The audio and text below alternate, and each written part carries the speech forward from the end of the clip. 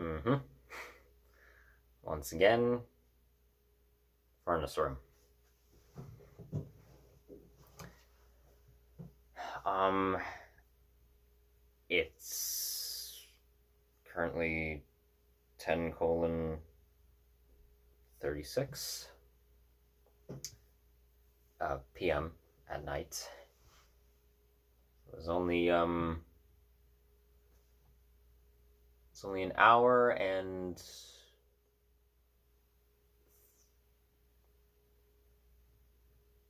only an hour and 25 minutes left of, around an hour and 25 minutes left of uh, December 7th. It is my 19th birthday tomorrow. So, as I said in the last video and the video before, what in the video before the last one, when I was talking about some regrets of mine and things that trying to correct things that I have been wrong about. I said I would do another one, and yeah, here I am doing another one. Before I record the video tomorrow of me reading off my video game plots. I still gotta just do some small things in preparation for that. But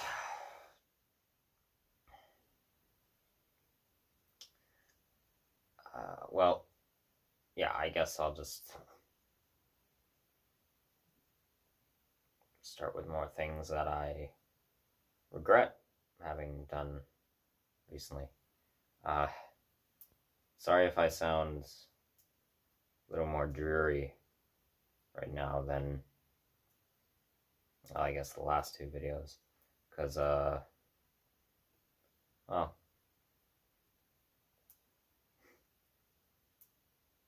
it hasn't been a good day. Well, it hasn't been a good last little while, so that's that.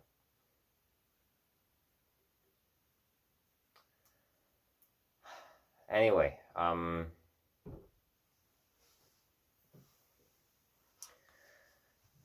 things I regret. Oh, by the way, as usual, no context to this. Go watch the me correcting things I was wrong about video that is 2 before this, if you want more context.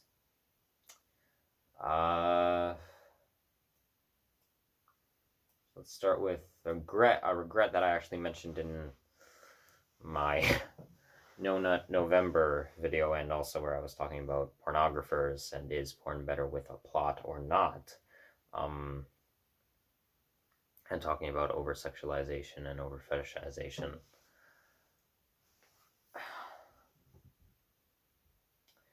So I mentioned in that video how I regret how I spoke to my former psychiatrist over the summer when I was in the village of Crow's Landing, on the last time that I spoke to them. And I said in that video, if I ever get the chance to again, I would like to apologize to them. I spoke to my psychologist about it recently, when I talked to my psychologist recently, and they said I could try phoning the clinic that they work at in Toronto, and maybe be able to get a hold of them. It might be worth a shot. And I'm actually going to have to do that anyway, because I'm talking with, I had a doctor's appointment yesterday with a general practitioner. Spoke with them for a long while about issues regarding all this, and they said for certain things they'd like to actually, if I want to get a referral to a different psychiatrist, if I want to get a referral to another psychiatrist here in Ottawa, while being here, that they'd like to see well, the psychiatric information that is on file with them, their documentation. And so I said no problem, and I'll just try phoning them to see if I can get a hold of that. And at the same time as I do that, which will probably be tomorrow, I'm going to try and, well, at the very least, just pass on the message to my former psychiatrist. I'm sorry for I wasn't berating them or anything, nothing like that. It's just when I was on the phone with them over the summer at my extended relative's cottage, when we were discussing my definitive diagnoses that they were giving, I was annoyed with how, according to the new DSM-5 or updates to it, certain things are categorized, and I just was getting annoyed with that, and I shouldn't have sounded so. It wasn't their fault, of course not. I shouldn't have sounded as agitated as I did, and I just regret that.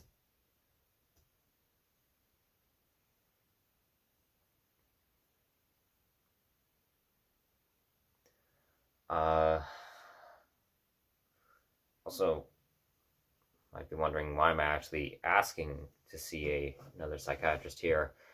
Well, because as evident the last little while, my pseudo-neurological symptoms have gotten worse again, specifically relating to memory, my foggy memory issues and the brain fog, cognitive disrupt. It's gotten worse again.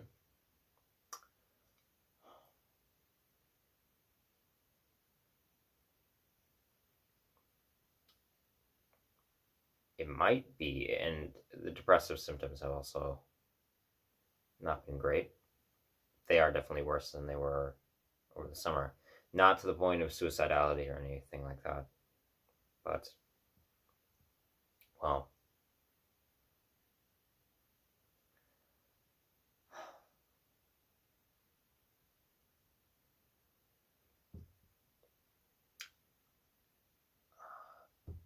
but I want to see another, like, get to talk with another psychiatrist just to see if they think that I should go back on an antidepressant called sertraline, which I've been taken off of over the summer.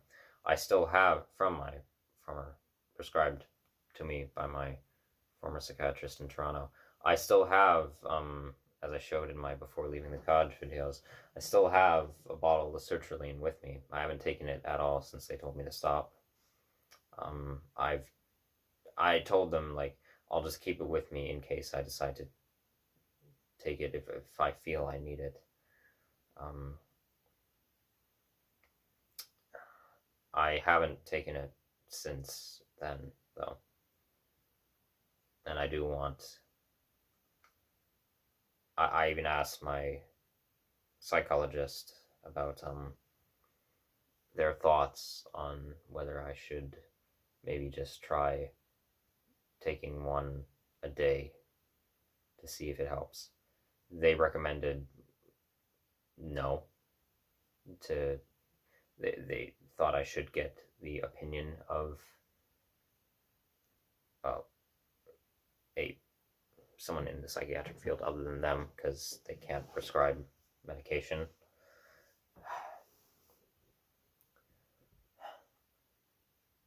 And so, yeah, because it's, well, selective serotonin reuptake inhibitor that increases the serotonin levels within the frontal cortex in an attempt to, well, raise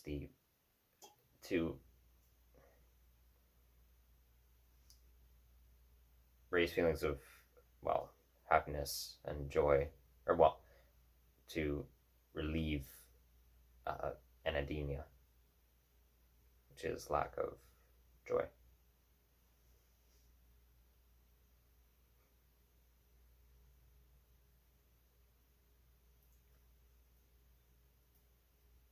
And so that it can help stimulate the neuron nuclei within the frontal cortex. But anyway,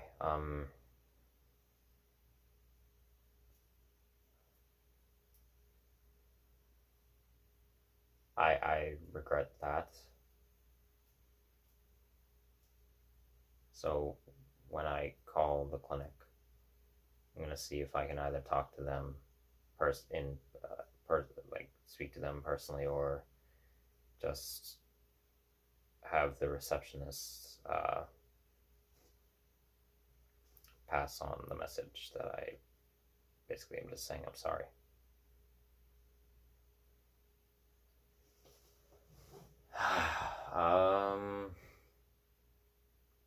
What else do I regret right now?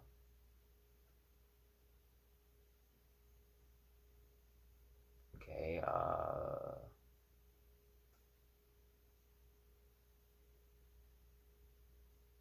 oh, here's definitely some things I regret. This is not as, well, this isn't, well, it's around the same time somewhat, this first bit. I'm realizing in terms of something I said in one of my Peterborough videos that was actually a miss, geographically, was a miss, what would I call it?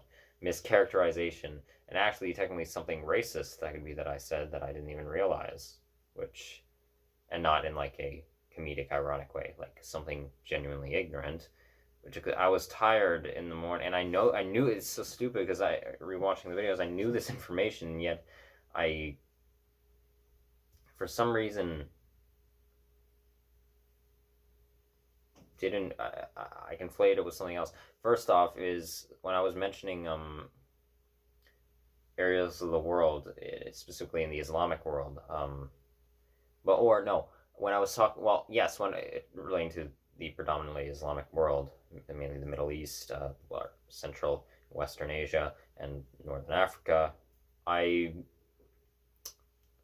was talking about things relating to Islam and the Prophet Muhammad in relation to something that the bike dealer who had, and nephew of bike dealer who had sold me my motorized bike, stuff that we had talked about when I was seeing them in Toronto in the week that I was sleeping on the streets. Oh, and also in the video that I did about psychological manipulation, I was wrong in that video. I said I couldn't remember fully if I was saying at some point in the earlier videos that I had slept on the streets of Toronto for a week and a half or a week. And I corrected in that video saying that if I was saying a week and a half, I meant to say a week, because that's more real. Well, that's more of the how long I was actually sleeping on the streets of Toronto and then left the city. So from me being on the streets of Toronto to going upwards to around Crow's Landing would have been a week and a half.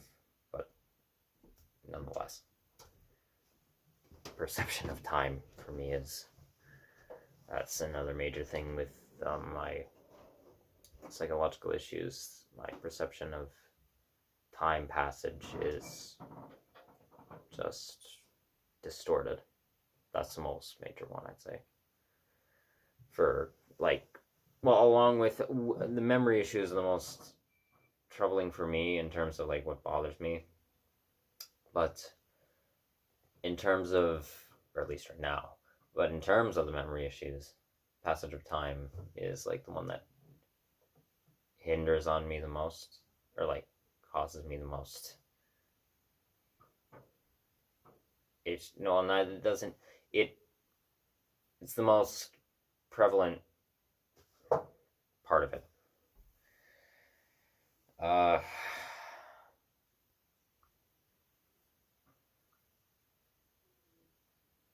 So back to what I was saying about what I was wrong about.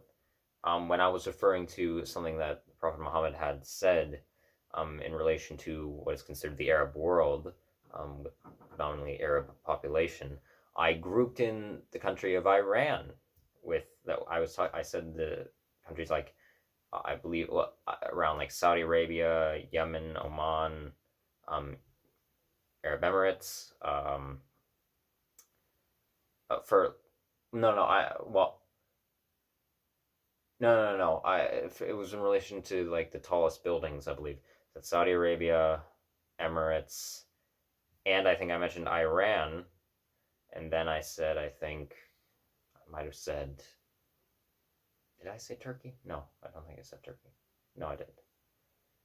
But anyway, the general area of countries I mentioned Iran, but something that slipped my mind at the time, which was idiotic of me, Iran is not part of the Arab world, or at least in terms of the major populace, is not part of the Arab world, or just originating ethnicity from the region, the country of Iran, is not Arab. It is Persian ethnicity. So along the Persian Peninsula. So yeah, I was completely wrong about that for saying that. That was, well, conflation of culture and ethnicity, so that was racist to say. And then also in that video, I said, and I didn't mean it in this way because I think I know what I was trying to say, but it didn't come off well, and it came off as sounding, in my opinion, ignorant and sounding, well, it was something racist to say. That's, I was talking when referring to my motorized bike and mentioning about certain parts, how the bike is more common. It's not as common here in the West as, say, in more of Central or in Central East Asia, such as like India, Sri Lanka, Bangladesh, probably Bhutan and Nepal. That area is where that type of bicycle is most common. However, I was talking about like the lubricating system of the engine, and why, like, because it was my bike took a liter of gas and 2-stroke oil. I said something about how I quickly said, like, in terms of like referring to how like vehicles like the engines of many cars or vehicles prone in the West, which was not, I don't know why.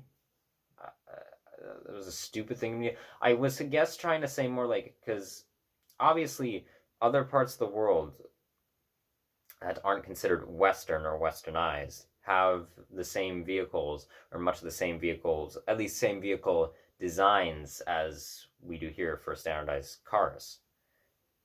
But I guess, well, no, what I was trying to say, though, I guess what I meant to say was probably that they're not as commonly used as here in the West, where it is true that it, like, just culturally, and it also relates to lack of affordability in many instances if there is heavy, well, economic suppression from capitalist dictation, and also, well, foreign influence to keep said capitalist dictation in place in a multitude of countries around the world. Countries such mainly in Eastern, Central, and Western Africa, too, as well as Western, Northern Africa, as well as in a lot of the western half of the Middle East, in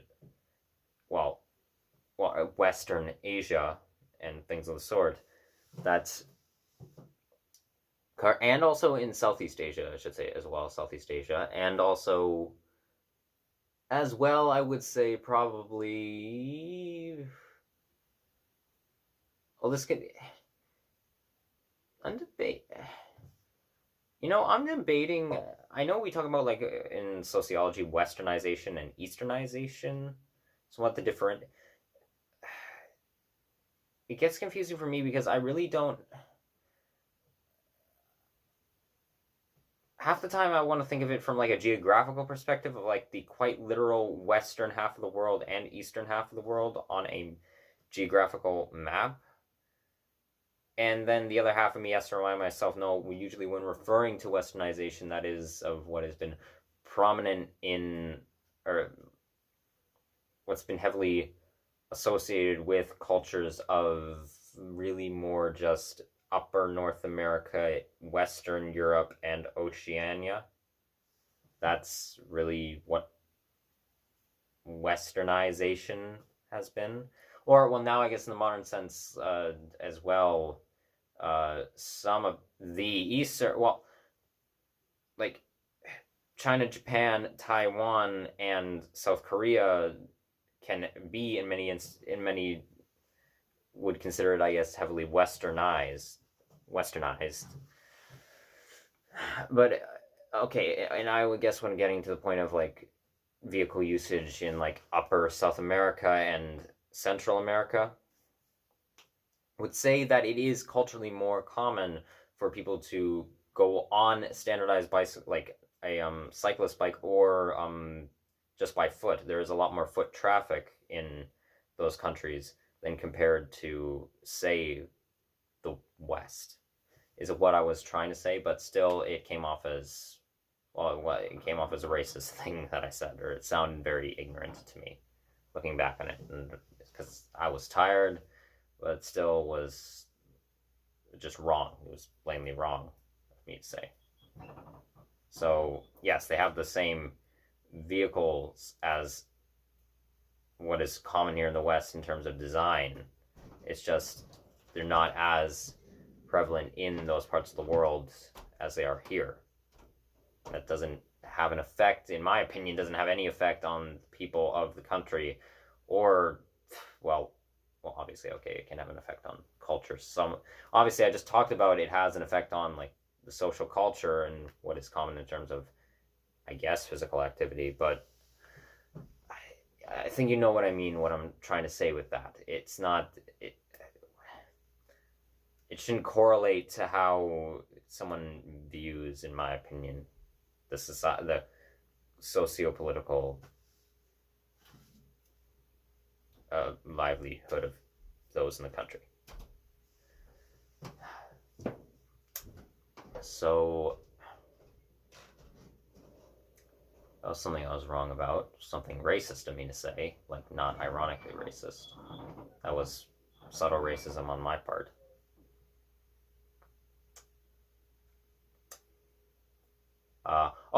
As I talked about in my part 1 of Exploring Gatineau, my reflection on was I being ableist to a singer who was in a restaurant here in Ottawa that I had heard.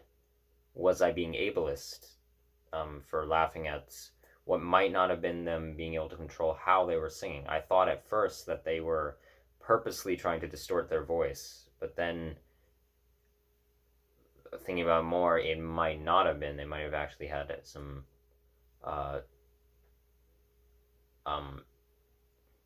vocalization issues. So I do think, like, I regret if they, I was wondering if I was being ableist, and I do regret, well, laughing at it if they weren't trying to distort their voice in a over-the-top way. Which I also, again, I stated in that video, I don't think, well, okay, I'm going to say it right now, the performance was not good.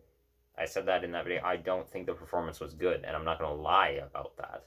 In my opinion, giving someone who has a disability false praise for what they do is just as ableist as if you were just blatantly bashing them as if they were inferior to you, like for not being able to, or for that person in particular not being able to do it, or for the mindset that, which I should have pointed out in that video, though. I said what is important is if they're doing it because they have enjoyment of it, that activity, and from my philosophical beliefs, also doing it because they enjoy giving other people something as well. That's what should be important, even if it doesn't turn out good. But that doesn't mean, what I should have clarified in that video is that doesn't mean that it can't turn out good. That they can't, like, another ableist belief would be that you can't, because you have these disabilities, you can't do said thing, or you can't achieve that. You can't do that. That's the mindset of that is what's also an ableist belief. But in terms of, so anyway, what I was saying is I'm not going to say that they did good. I don't think they did good, and that in my opinion is demeaning to their intelligence to just give them false praise. It's the same thing as I say with ageism, just falsely praising children for things that you genuinely think that they didn't do well on is like that, giving them false praise. Or if you give them false, like, if someone proves that they're intelligent, that they have some level of intelligence, you actually agree that they are intelligent to some degree or understand a concept or something else, and you just blatantly disrespect it and don't even acknowledge it, that is also ageist. So just false praise is actually, this goes for any form of discrimination. This literally relates to performative advocatism and activism. It's, or just performatism, performativism in general is fake sincerity, false praise for something that they've achieved or they've done, when in reality you're just doing it for the sake to pretend to be inclusive or actually caring about the issues they're facing or what they achieved.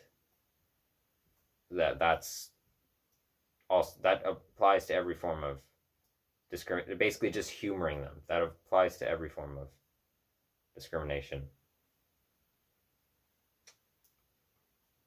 And also, well, other issues. But anyway,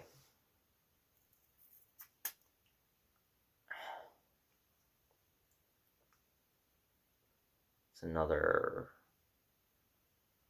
one. Oh, here's another. This also relates to racism again. And I want to, this is why I want to talk about, like, because, should I mention it here? Yeah, you know what? I'll mention it here, and then sometime in the future I'll probably do a video on it. So I said somewhat in the previous videos that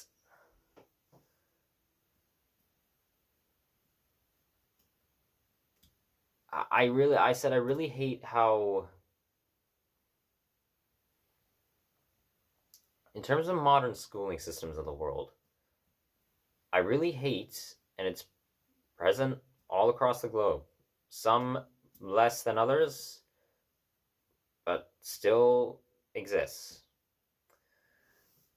A lot of modern schooling systems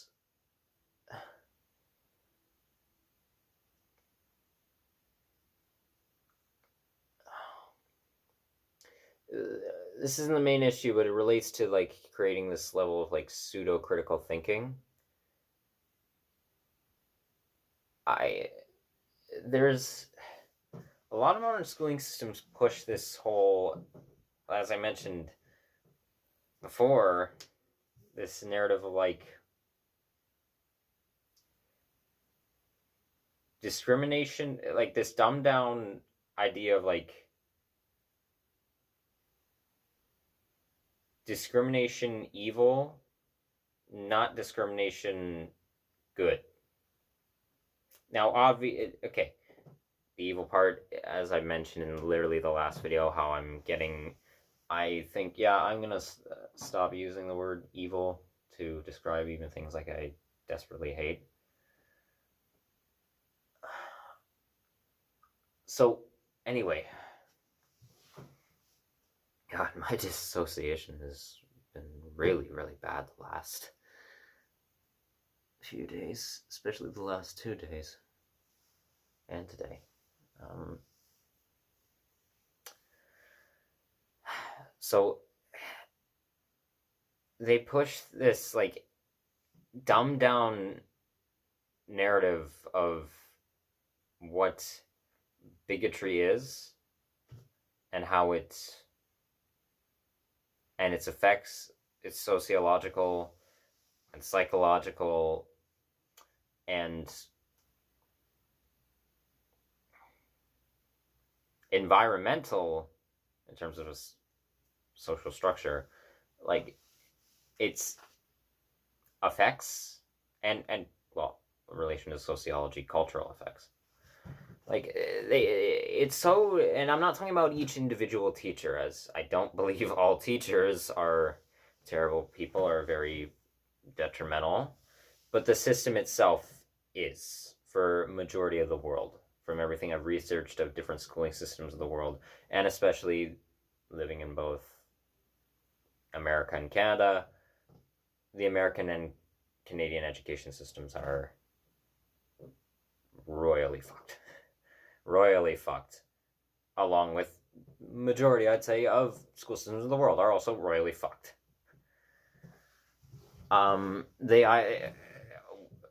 Certain parts of the world, it's either this like pseudo level of, well, all of it I'd say is pseudo level critical thinking, or like certain countries of the world, their educational systems push a dumbed down narrative of acceptance. Other parts of the world push a heavy stance of othering different cultures and demographics, or dumbing down other topics relating to scientific discovery and study, things of the sort, and also in terms of praising of like over, especially common culturally in much of Eastern Asian culture, of heavy pressure on youth to do well in academia, a heavy pressure on bringing honor to, or bringing respect, I guess, to, well, your family, for as cliched and stereotypical as that sounds. Well, I mean, yes, that is an Asian stereotype, an East Asian stereotype of like the overbearing, authoritative, pressuring parents on the child. However, it is, even though, yes, that can be portrayed as a stereotype, and is a stereotype, that is a heavy, truthful nature is, from everything I've researched, that is a heavy, well, what I consider a problematic cultural phenomenon within a lot of Eastern Asia, heavy pressuring of youth to do very, very well in the educational systems. And again, not to, because being counted as a stereotype, let me then swing it around to the west, to the literal west of the earth. There are parents not of East Asian descent who also have this, what I would consider problematic, ideology of strive to do well in school no matter the cost, or like keep pushing to accelerate in this competitive nature, which is also in line with the whole capitalistic strive your own wealth type thing, which has, I believe, in a lot of the world, especially in the West, has a heavy implications on, well, has heavy implications on educational systems. So anyway, where I'm going with this is going back to how the educational systems of much of the world perpetuate an idea of like discrimination, is that it really is just like don't like accept everyone for who they are. Don't be. I don't know. I'm sorry because I'm not psychologically feeling well right now. Like with my cognitive fog, it's just the best way I can describe it. It's basically a lot of the schooling systems just say don't be a meanie weenie. Basically, it's that's the best way I can describe it. And I think a lot of people understand what I mean by like it's a dumbed down version of like what racism is, what nationalism is, what sexism is, what homophobia or transphobia or genderphobia is, or what's the issues relating to psychological and neurological health, just physiological health in general, whether it's gastroenterology, cardiology, hepatology, uh, um, uh, uh, pulmonology,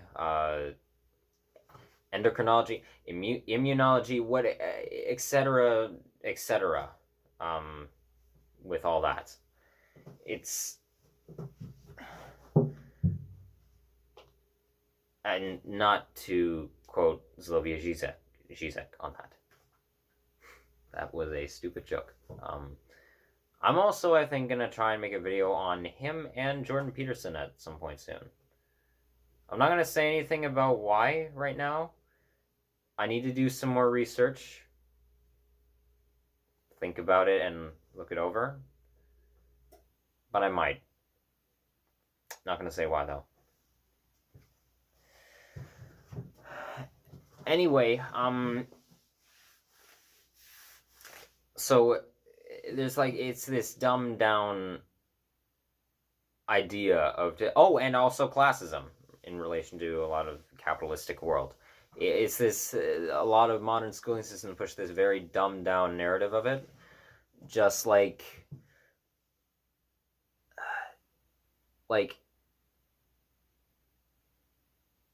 it's like this narrative of accept all without actually recognizing like what actual like acceptance and non-alienation looks like, at least from everything I've seen and researched. It's like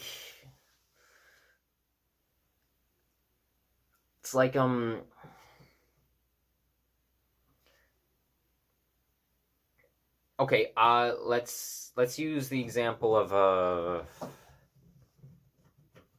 I actually had a conversation with someone about this recently, because they were under braces, ow. So they were under the belief that when talking about the United States, that America can't be racist because they accept they accept black people and Arab people or people of Islamic belief. Well, that's beliefist. That would be, or discrimination to that would be Islamophobia. They accept these different cultures. No, they accept these people into their culture. They is a better way to put it, or that America can't be anti-Semitic because or anti-Jewish because they accept them into their culture and people live amongst each other. It's very multicultural with all these different there's so many different races and ethnicities and just cultural practices going on in a city. Here's the problem. Accepting culture is not just about accepting those people into your culture is the problem. It's not just about like, oh,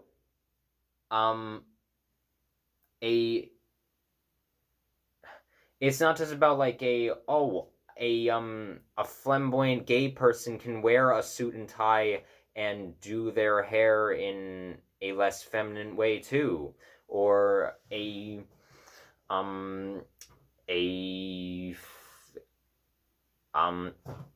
or a person from sub-Saharan Africa, from say like Mauritania or Mali, can they can wear our cultural clothing, like our more tight-laced polo shirts and khaki pants too. They don't have to. Not all of them wear the more vibrant colors or looser fitted clothing with more influence of Islam in terms of Mauritania is predominantly Islamic, and also northern Mali is predominantly Islamic, while southern Mali has a good mix of Islamic and Christian culture, religiously at least. But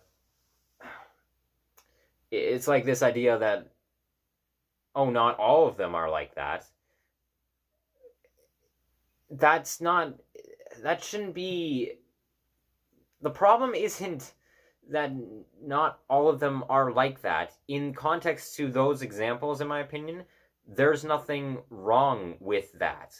There's nothing wrong with someone from Mali or Mauritania or Sudan or Egypt wearing their traditional clothing in terms of I actually just learned the term actually for a more common male headdress that is common in mainly Egypt, as well as that's common in Palestine, and also amongst populations in Israel, but common in Egypt, Palestine, Libya, Algeria, Iraq, Saudi Arabia. A common place is I never knew the name before. It's called a shaga, I believe. The shaga. It's not the circular hat type thing. That's common in a lot of in traditional fashion. That's common in a lot of upper central African to northern to like central, northern, and western African fashion attire. But a shga is more of a wrapping, and it's not a turban.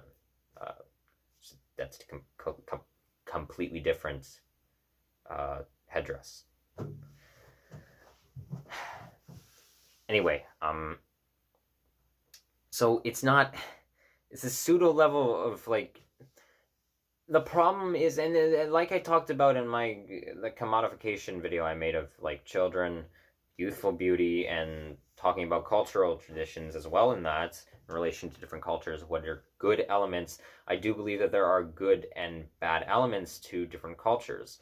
And just because, as I talked about, just because something is part of a culture doesn't automatically make it a good thing, but that also doesn't automatically make it a terrible thing, is what I'm trying to say. Is like there are definitely things that are not problematic part of those cultures, whether it be a more philosophical outlook on certain elements of philosophical outlooks, or fashion attire, or and traditions that are done as celebration within those cultures, things that are common practice, things of this that aren't a problem. So it's not,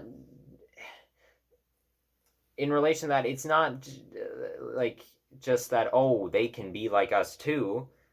They don't have to be like us entirely. You don't, and we don't have to be entirely like them. And this is why I said in my social constructs aren't innately problematic video, that's why I'm against the whole, like, when people say I don't see color, or I don't see race, or I don't see gender, or I don't see sexuality, or I don't see religion, or whatever else. I don't see it. It's because you're ignoring, yes, obviously at the end of the day, the personality characteristics and how the person is as a person is what is, in my opinion at least, most important. How they behave, treat others, their moralistic values, all of that, but in relation to sociological issues, which play a part in culture, and race is defined as well by cultural elements as well, and also skin tone as well, in ethnicity, in combination of all of it, gender, sexuality, sexual orientation, all that. It and religious belief, religious tradition, ethno-religious traditions. It's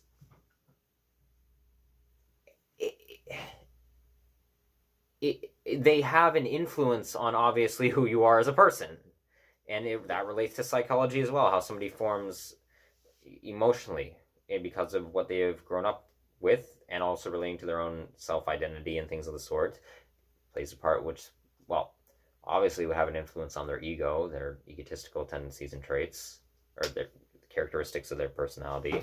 It so saying you don't see that is a problem, because you're not acknowledging the fact that it has caused throughout human history significant, in many instances, significant strife between different demographics of people and populaces. It has. So that's just kind of an ignorance of history. Or not ignoring, it's ignoring historical atrocities and things that have happened, and also historical achievements. That's, in my opinion, ignoring it. But also just how the world is today. That's ignoring saying you don't see race or anything of the sort, or sexuality, or if you want to go with classism, you don't see poverty, or you don't see I don't see a rich person, I don't see an elitist, I just see a human. You're ignoring, like, a part of who they are, a part of their identity, and you're ignoring that there is a sociological difference here, that it is important to acknowledge, like, because of what has happened and what is still happening. Like, you're ignoring, like, and also in relation to the, like, pros and cons of culture, you're ignoring things about a culture, or, well, okay, let me just state, in my opinion, like, poverty, in a lot of regards, poverty that people aren't choosing to be in terms of, like, a nomadic lifestyle, is not a culture, or, like, it's not a, for those who don't choose to be in it, it's not a cultural thing for the most part, at least from my opinion.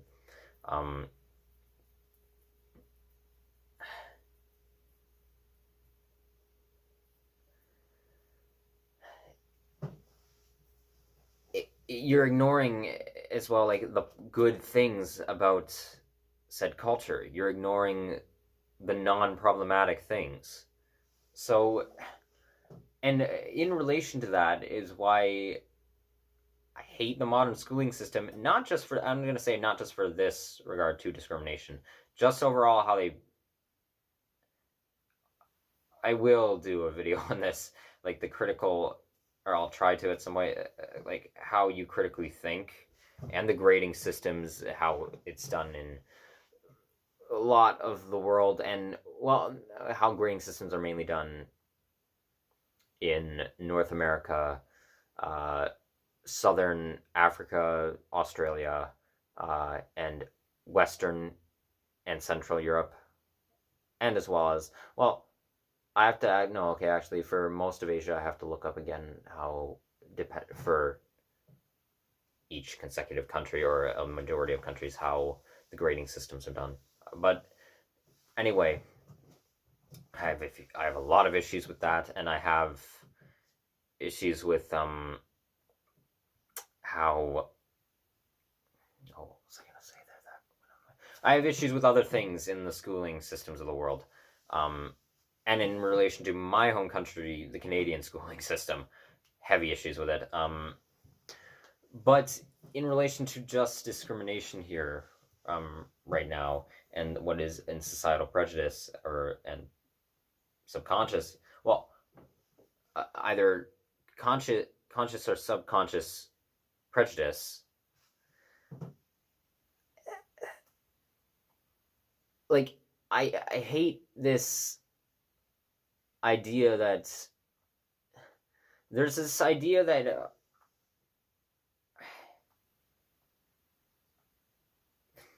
okay, there's an idea that like you can't be. It's kind of like perpetuates this idea that you can't be subtly um, biased or in some ways have a subtle bigotry, which you can, and it's not even like there are people who have subtle, who have obviously blatant bigotry and prejudice, who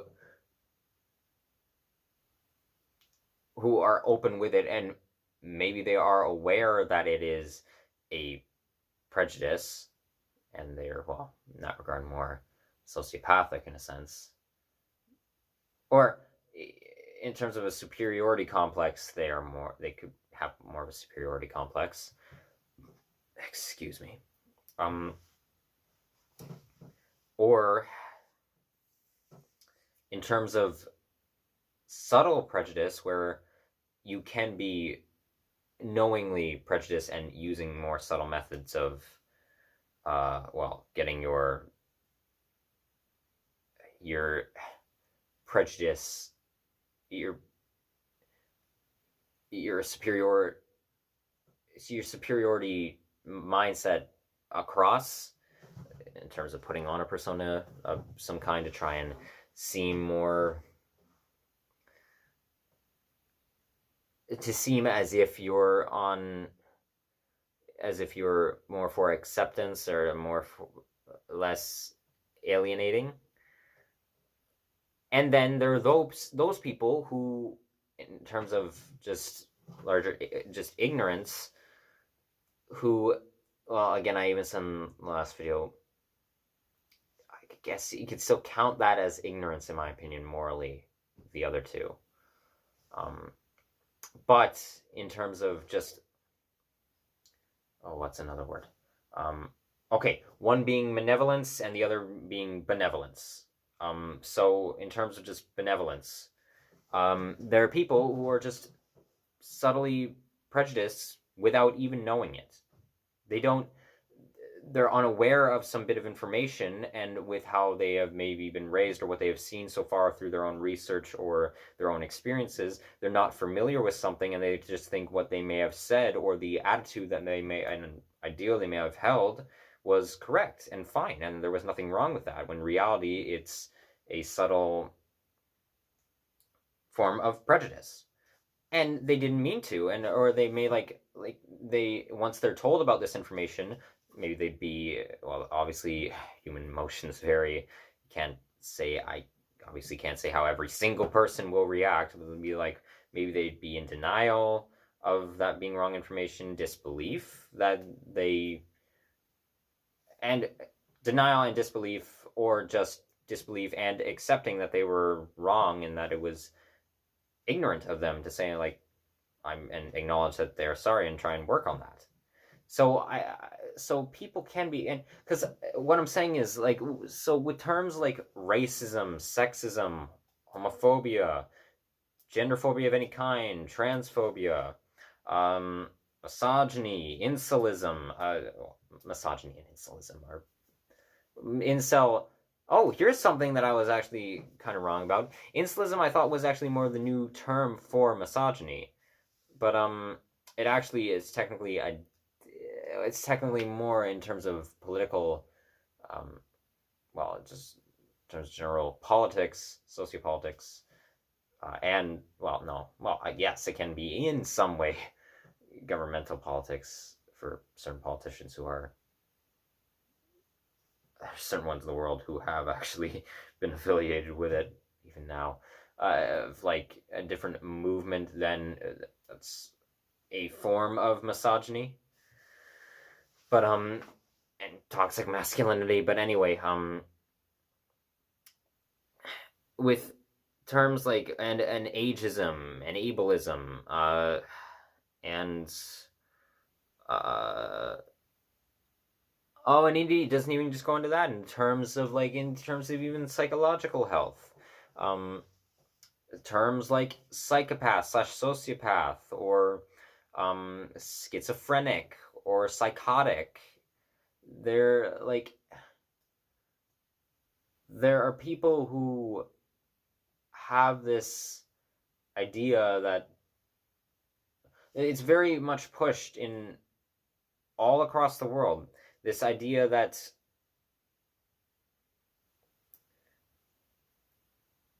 these things make you, having them in even the slightest way, whether through malevolence or benevolence, makes you a horrendous person. It makes you horrible. You're a dastardly person for having all this.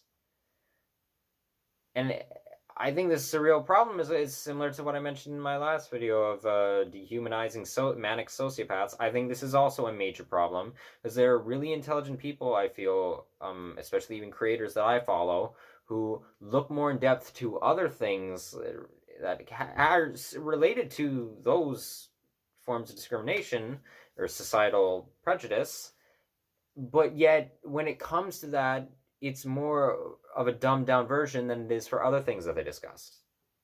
So yeah, it's I don't like this whole, and because of, where was I trying to go with my thought process in that? And because, okay, well, like, people are so, at least here's a bit of psychosociology, why a lot of people also then become, I feel, insecure about their, like, their sense of self in relation to, say, their race or gender or sexuality. I'm going to point out more specifically here, become insecure of somebody, of your whiteness or your masculinity or your heterosexuality, or become insecure of your Christianity, because they're attributing these things, as people do as well in other cultures do in terms of their identity, to their identity or to their sense of self and their ego in relation to their personality, in the regards of, like, just identity, self-identity, and self-actualization. So, or well, when they try to reaffirm their sense of self, that would be self-actualization. Like, they attribute it to like, they become very insecure about their, when they hear, like, okay, like, here's an example. Now, I'm not gonna just, I try to not generalize as much as possible with things like this. I don't, even though I even am guilty of doing this, looking back on everything I've talked about in the past, my own, I guess, subconscious, like, bias, and just, even though I try to reiterate that I don't think all for certain groups, but most, and how I try to reiterate it, my subconscious bias, I may not think of it at the time to do this, where I'll use the example of, like, when, say, someone of color is using the term, like, oh, all white people, or no, fuck, that wasn't the right, no, they use the term just white people do this or white people do that. Not all, but white people do this. When they're just saying, like, white people are so, okay, let's use the term, again, there's the running joke, the cultural joke of white people don't season their food well enough, or, like, put a lot of spice on their food. It's very bland, very dry, and things of the sort. Which is actually also a running cultural joke for other nations in Central Asia in relation to Afghanistan. A lot of people actually don't know that in Afghani culture, their food is notoriously not heavily spicy. In my opinion, Afghani food is actually my favorite cultural food of the world. Biryani is delicious. That is my favorite dish, is biryani. Now I'm hungry for biryani. and Kabuli. Anyway, see if there's any Afghani restaurants here or well, either in the Orleans district of Ottawa or just somewhere else in Ottawa, or maybe Gatineau. Anyway, at some point,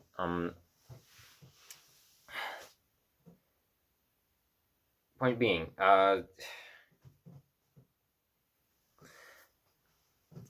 well, it's a running joke that they don't spice their food like in relation to the rest of the Middle East or in Central Asia. That all the other surrounding countries, Iran, Turkmenistan, well, yeah, Turkmenistan has spice.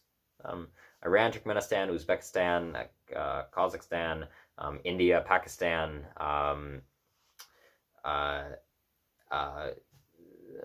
well, I actually don't fully know for Tajikistan, maybe, but surrounding countries, there's a running joke of like, oh, Afghanis are such dry people. They're such dry, like, no spice on the food, very mild. No, not even mild. It's just tame. Where is your spice? Where is the seasoning? It's so dry. But it's no. But in terms of okay, so in relation to when people of color, different ethnicities, then well, Caucasian more so, or what is generally considered white or has been grouped in with whiteness, racially, like in terms of like Northern European descent to, well, fuck, I'm going Western European and Northern European culture, and also in some facet to, well, Mediterranean cuisine isn't very, in European Mediterranean cuisine isn't terribly spicy, at least from my standard. Anyway, getting to the point is like there are people who say like, oh, white people, like their food is so dry. My phone is dying, so just hold on 1 sec. You gonna stay up? Okay, let's hope you hold steady. Okay, so yeah, okay, you're still charging. When they're saying like white people don't have any taste buds, they're like very dry food, like it's bland, it's mediocre. Often it's in terms of that, it's a cultural joke, but also often when referring to problems like that can be associated with or ignorance associated. And okay, no, in relation to problems, sociological problems with that plus sociological problems relating to white culture that has been heavily hindering or have superiority, like having a heavy sense of superiority compared to other cultures in a more multicultural setting. Most people don't, and I'm going to say this right now, I'm not going to pretend like, obviously when people are talking about this in like a more serious sense, like politically and just in the social environments, and when we're talking like, if you want to be, this is, I guess, in some form contradicting, that was a new word I just invented, contradicting.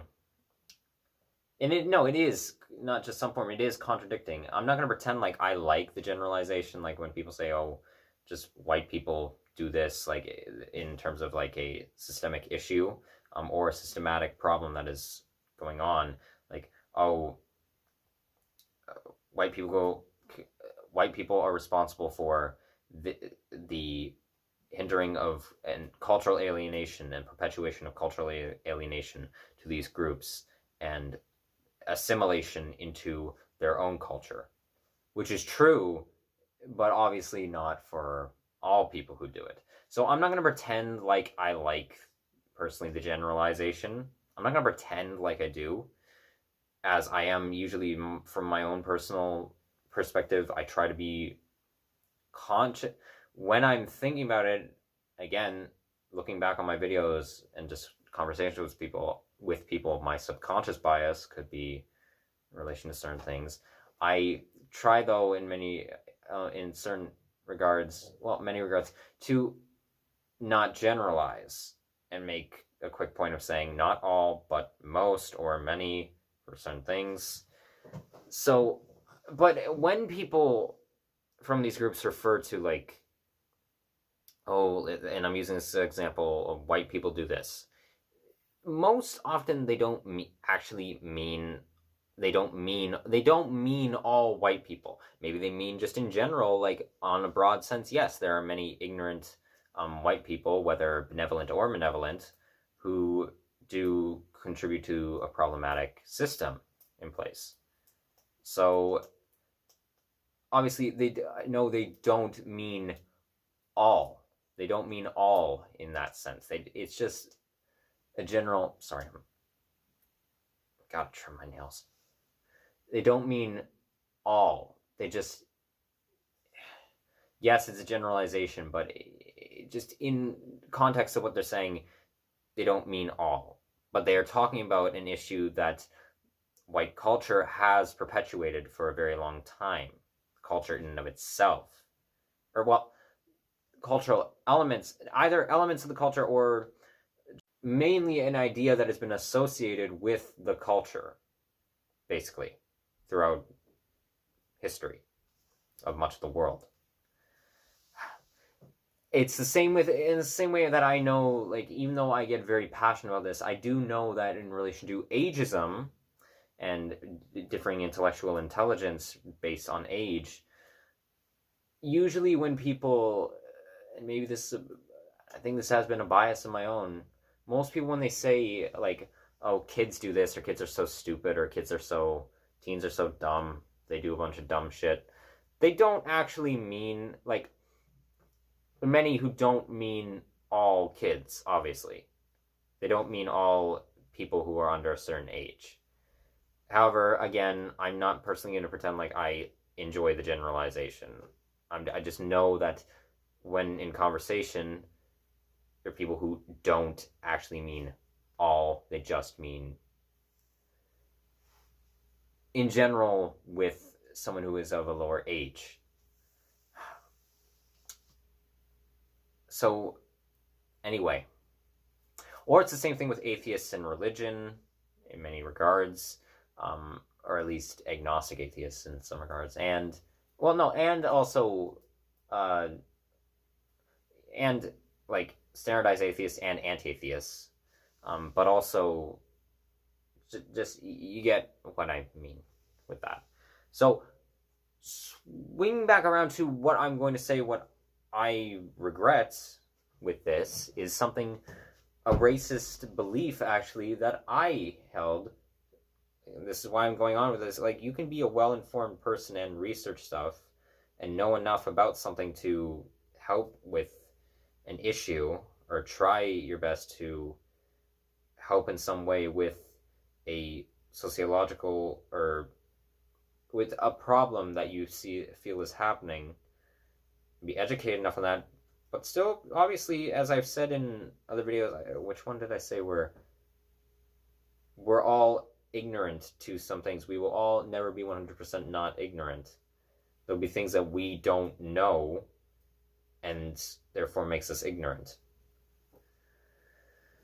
So, what one was that I said that in? God, I can't remember right now.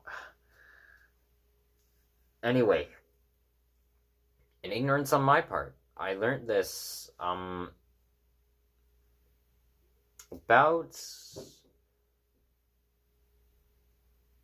a year ago. Yes, a year ago now. Yes, a year ago now. And I actually edited my 9th game in relation to this. And I actually, after learning about it, I had an idea for the outline of my 9th video game plot, and I actually revised it because I actually thought it would be good for the type of story that I wanted to tell with it, in relation to what it was, which I'll briefly talk about when I read it out loud tomorrow. I had actually learned that, and I didn't know this, that the term, well, it's a term that had been associated with biracial people, people with mixed, well, maybe mixed cultural elements and also just skin pigment, biracial people, that I didn't know that the term mulatto actually was, or, oh, oh, that's actually an interesting thing there. The M word, I'll say, the M word. I don't actually think, no, I'm not going to say the word. Well, I just did say the word. I'm not going to say the word from here out. The M word, I didn't know that that was actually considered a racial slur against that group of people. I actually genuinely thought that that was a general term that was used to refer to that within that. I thought it was a term that was used not just by people outside of that ethnic group, or that racial group, that water running. That also, I also thought it was used by people of, well, biracial background, who are biracial or of biracial background. So that was major ignorance on my part, and that is subtle racism on my part. And in the belief of that, I was being racist, thinking that that term was just an actual general, like the known proper sociological term, or no, proper demographic, what would that be considered? Demographic terminology for that group of people. I did not know that the M word was actually a racial slur towards them. Which, well, at that time I was also going through a morality crisis of a different measure. And I was very upset that I had thought that at first. And then I realized I was overreacting to me being ignorant to that. I think I put so much pressure on myself for knowing.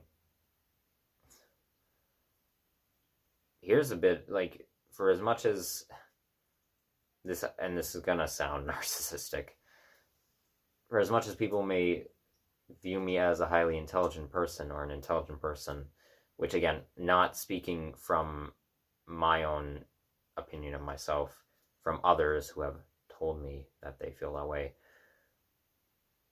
maybe I have, in some regard, maybe for some things I have actually internalized a bit of, what would the word be in psychology?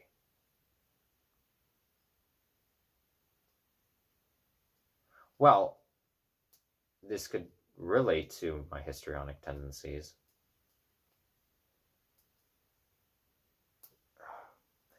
Maybe I have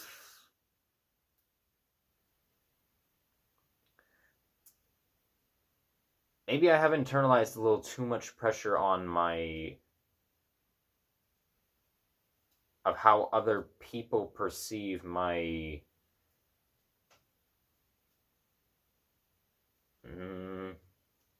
knowledge, or no,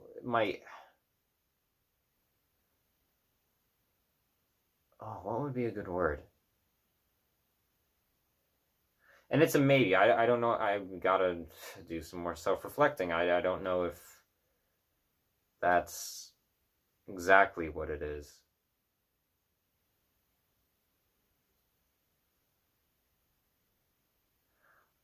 I'll say maybe it was because I put a lot of pressure on myself for that, as I actually mentioned when I was in the video of the ego death and me psychoanalyzing my own personality and persona, is that,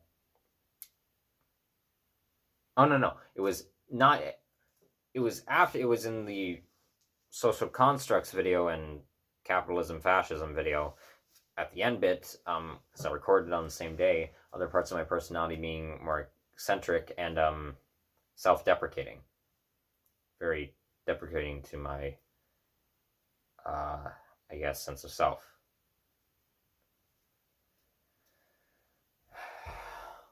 So, yes, that was a racist thing for me to believe. That was an ignorant belief of mine, of subtle racism on my part, thinking that the M word was. I didn't know the historical connotation of the word. So, that was ignorance on my part. And I regret that. It's another thing. Oh, here's another thing in relation to actually in relation to cultural elements and just racial elements, sociologically. Here's another thing. I didn't know this, which is racist. Well, racist racial ignorance on my part. I didn't know this until recently, until I discovered actually Sun Masho's channel. That's okay. I was half right about this. Half. In relation to African American vernacular English, a vernacular, and also other vernaculars around the world in terms of Latino vernacular of North American or English Latino vernacular, or as well as or some amount of mixing of Arabic vernacular to I guess an English context. I didn't, even though I study cultural, well, sociocultural things of the world and geography, in terms of the vernaculars, I'm not as good. I know about language and how it's used in varying languages of the world, and well, countries they're mainly prevalent in, and obviously it does have an effect. Like, language is a part of culture and racial heritage and nationality, and has a heavy presence in nationality. But I'm not. My strong suit isn't philology, which I actually made a mistake in one video. I called it philology. It's philology, the study of linguistics. So my expertise is not as much in linguistics and or phonological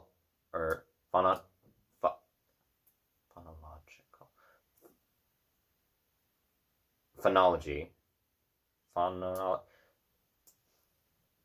just accent, creation of accents and vernaculars, things of the sort in terms of language. However, I'd known that in terms of slang in different cultures, especially in North America and other parts of the world, or urbanized cultures, that slang had come about, different forms of, like, different methods of speech and slang, or at least how I'd always thought in some regard, had come about through cultural movements and expression of gained emotional expression in terms of relating to, say, like Black heritage in North America, dating back to the times of enslavement, and, well, language that had formed out of that, which is true, that had formed out of that era in relation to cultural movements and also emotional expression in some way. However, I did not know in terms, and this makes so much more sense, that I learned about Creole languages, and I talked about this when mentioning Sun Masho in my video on social constructs, talking about like how he teaches about in the United States the Gullah Geechee language and the Gullah Geechee ethnic group, which is a Creole language. Well, their language is a Creole language. And a Creole, which at first, something I was wrong about Creoles, when I first heard about Creoles, I thought they were a language that was mainly associated with the Black diaspora in terms of mainly relation to southern U.S. and the Caribbean islands, that it was a language group mainly associated there, And then I further learned that Creole is a language that's, this was years ago, about, yeah, it was, well, years ago. I want to say maybe like 3 years ago. That Creole is the mixing of two or more languages to create an entirely new language. And I didn't know this until I actually found Summer Show's channel, until recently, that the what's known as the dominant language that the Creole mainly takes from is called a lexifier. I didn't know that. And so a Creole language is the mixing of two or more languages to create an entirely new language. And I didn't know this, that a lot of vernaculars of the world from different cultures that have either migrated or immigrated to another, well, territory or region, or during, say, in the example of the Atlantic slave trade, were brought over forcefully, or in terms of the Canadian, a Canadian example would be in terms of the indigenous residential schools, the forced assimilation, cultural genocide, or the Chinese railway workers that were forced to work on the railroads of Canada across the provinces in torturous conditions, that were promised, basically lied to come over here in promise of more financial gain or a better economic situation, and were ultimately just worked as, well, they were worked for slave labor. I didn't know that, or in terms of Australia, in terms of the, well, again, cultural assimilation of the indigenous populations in Australia and Tasmania, or in an example when during the Islamic conquest of a lot of, well, Northern Africa and parts of, well, the Middle East as well, or during the Russian invasion of Central Asia from the Russian Empire, taking over areas of Kazakhstan, the area would become Turkmenistan and Uzbekistan. Was that called? Turkestan is Turkestan is a region that encompasses the eastern half of Turkmenistan, a lot of Uzbekistan, Kyrgyzstan, parts of northwestern China, Tibet, and might as well. Yeah, I think it encompasses Tajikistan as well, and a bit of Afghanistan. But anyway, during the Russian conquest of the Russian during the imperialistic conquest. Wow. Quick pause. It's December 8th. 12 o'clock midnight.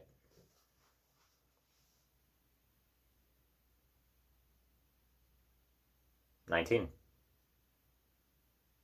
Well, technically, I think I was born at 8 a.m., so technically not yet, but either way, it really doesn't, it doesn't fully matter in terms of, it's only a few more hours away.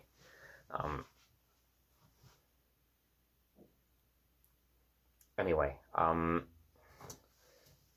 or during the Spanish and Portuguese conquest and colonialization of much of Brazil, and also Brazil, Ecuador, and, well, South America, just South American continent and Central America. Also the English conquest of parts of Central America, and the Dutch colonialization of Suriname. Yes, it was Suriname. No, yeah, it was Suriname. That was the Dutch that they colonized Suriname, and the French colonized French Guiana. But Anyway, all this, and how different vernaculars had formed across the world. Uh, it makes so much more sense that they took on creolization, what would be called creolization. So different forms from the initial languages of their originating homeland, and the linguistic traits that had formed were carried over and formed out of the combination of, well, during times of imperialism and colonialization, they, they carried over and formed, mixed with the vernaculars of their oppressors, and formed into their own vernacular, taking on elements of it. And plus that of cultural movements and emotional expression of, well, language as well, and expression of, well, just expression within cultural traditions. So, but the latter, the before of what I mentioned makes more sense accompanied with that. That makes sense. And I'm glad I learned that information. So, anyway.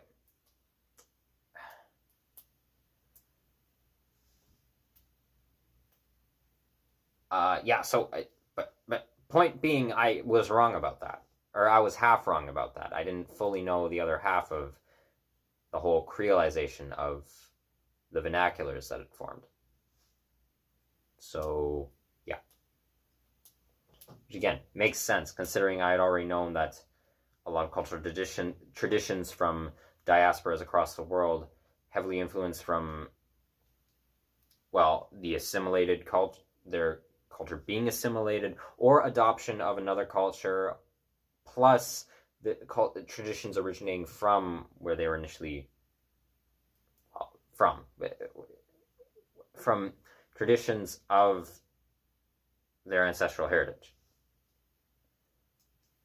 I hope people can follow that. God, my wording is very bad today. Yeah.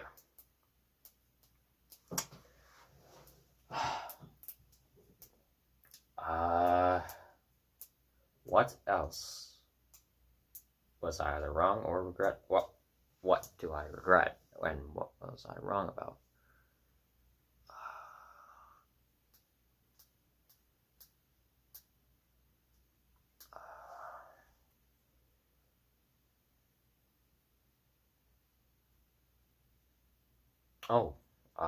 Here's one. Looking back at my Made It to Ottawa video, I shouldn't have, when talking about my gripes with the betrayal from my extended relatives, I should not have. I kind of this is hypocritical of me. I talk about how I don't believe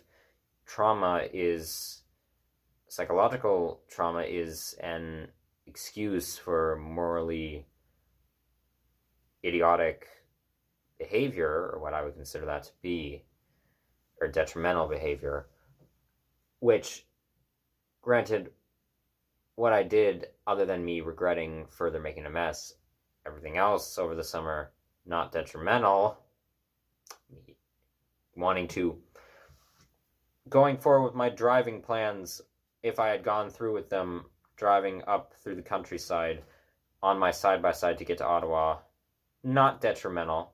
So, but in terms of talking about certain things, at one point, I realized I used my depression, as my clinical depression, depressive symptoms, as really an excuse. I said, I mentioned this, that it was because of this as well, and the way I worded it, it came off as more of me using it as some form of an excuse for me not doing dishes at the cottage, which I shouldn't have used that as. I shouldn't have worded it the way I was when I was so angry, because I was infuriated. I still am infuriated at them for all of that, but I shouldn't have used that as any sort of excuse for us to not have shouldn't have been a reason for me not to do the dishes. It also shouldn't have been reason for me to use it. I shouldn't have used it as, shouldn't have presented it the way I did in that video. So I regret doing that. Once again, though, as I said in previous videos, still don't forgive them. And I've heard nothing from them since. So. Oh well. As of right now.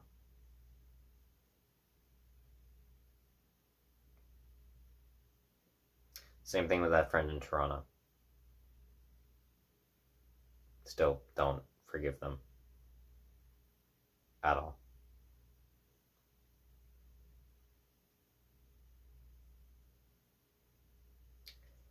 Anyway.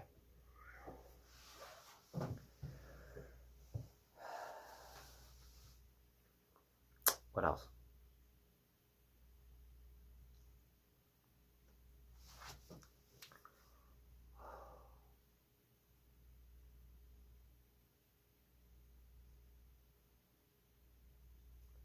Ooh, here's one that I've been thinking about a bit. So I talked about in my Before Leaving the Cadrios in the first two parts, when I was discussing my philosophies and ideologies a bit more than I had in the past.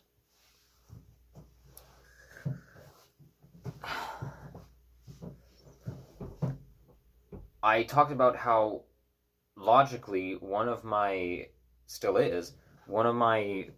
philosophical beliefs is indeterminism. I'm an indeterminist.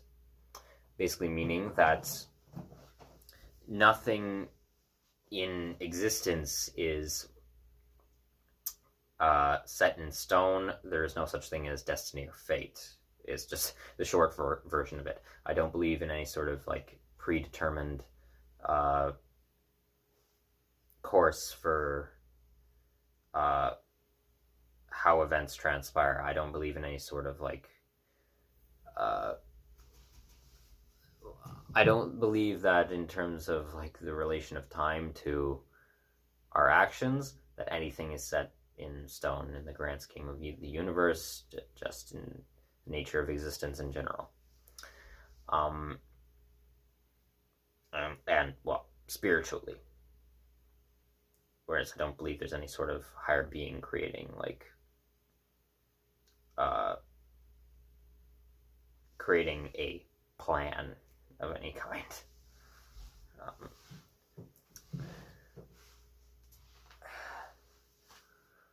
However, I may have been somewhat wrong on a level 2 just for most of my life, ever since I became an indeterminist and knowing about the philosophy and researching indeterminism versus determinism, which is the opposite of, well, you guessed it, indeterminism. I need to give it more thought, but I might have overlooked something. I saw a video recently by a YouTuber who I want to watch more of their content to see if I enjoy it, just enjoy what they make. They made a video, and it wasn't in relation to any sort of... It wasn't actually about, like, in terms of a spiritual sense. It wasn't about determinism in a spiritual sense, but they were talking about determinism. And they used LeBron James as an example, like, is there any... basically, is there things set in stone with physical abilities to make someone more likely to turn out as being capable at, say, like a sport like LeBron James playing basketball? He used a more physical physique. Is genetics or a factor in it? Which I disagree with them on the fact of that would be somewhat ableist, saying that some people can't. Just because you have a difference in disability within your body, or you're not physiologically the same as someone else or built the same, doesn't mean you can't do something. Maybe you're less likely to, but there's a chance you can. At least logically, I feel. However, that got me thinking about something. So I'm going to say this right now. I still logically am an indeterminist on a spiritual level, and obviously a religious level, and just in terms of like in terms of just general existence, I'm an indeterminist. However, it got me thinking, is there technically such a thing as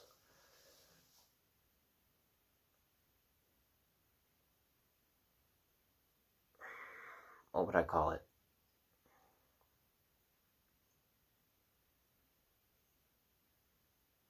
I'm wondering if it even exists, if people do believe it and it's a known concept, does it have a name?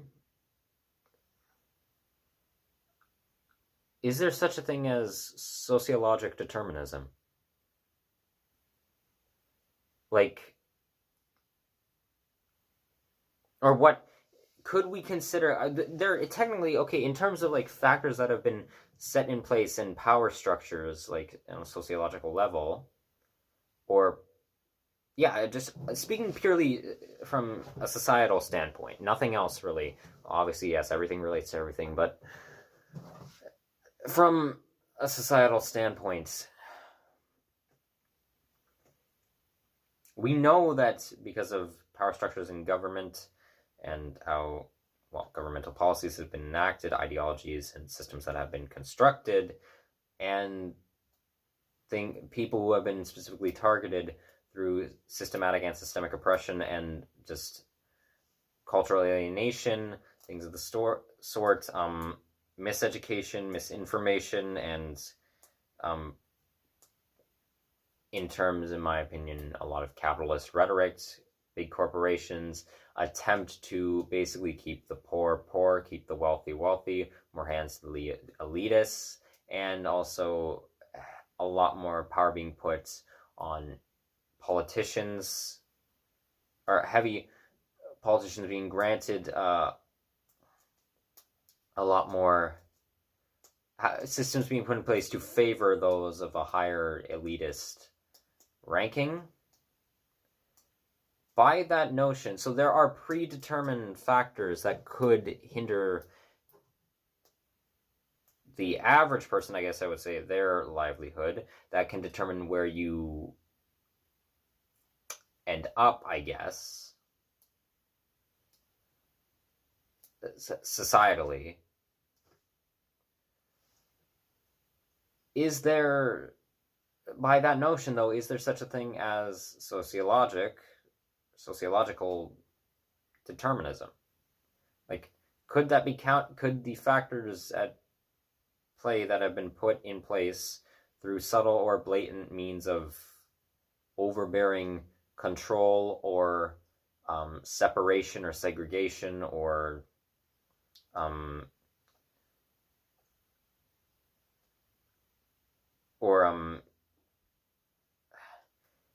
just an overbearing like a shadow influence of some kind,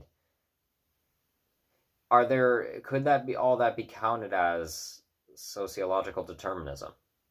Like, there is, on a metaphysical level, is a determinist factor to the social environment of a country,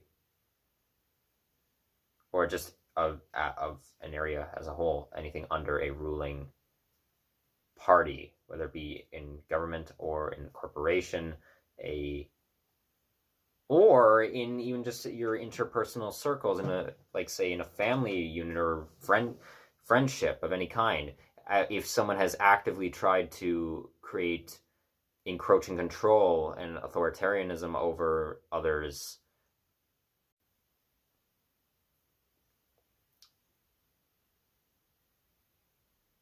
would that be counted as some form of determinism?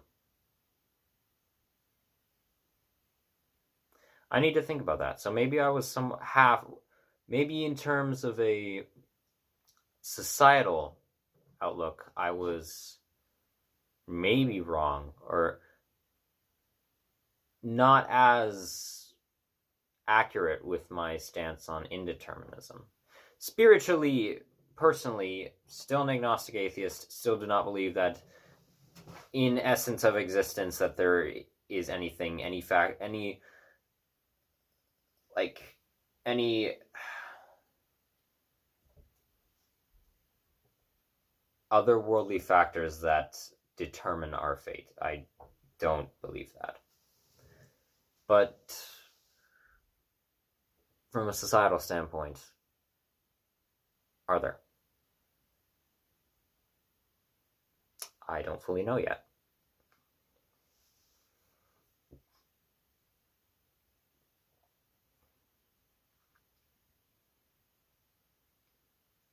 Okay, no, actually, let me reword that. I do know that there definitely, for what I'm considering it, there are, but should it be counted as that?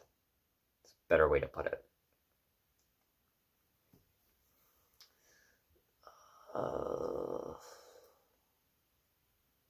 What else?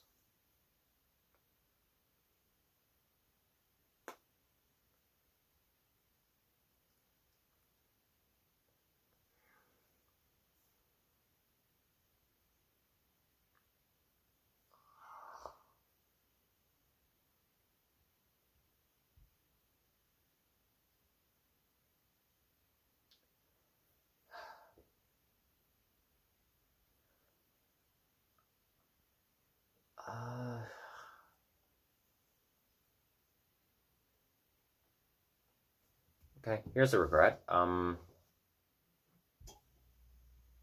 regret not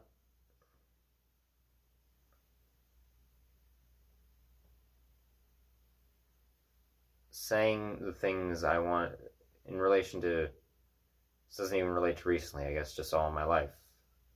I regret not saying things to people that I wanted to when I had the chance. I regret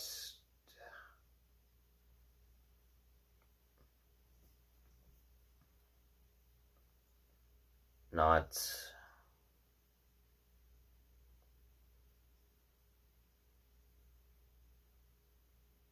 in relation to that of not saying the things I wanted to say, this actually relates to my second romantic relationship with my second partner. Now, in my opinion, my second relationship was a million times better than my first. I do think that relationship went well. We had a lot of great times together. I think the person they're an incredible person, and but though with that, there are obviously things I do cringe at looking back at it, and I wish I could redo, and I wish I didn't do in that relationship. But in my opinion, it was a million times better. And they were a very understanding, very caring person, very empathic, highly intelligent, incredibly funny.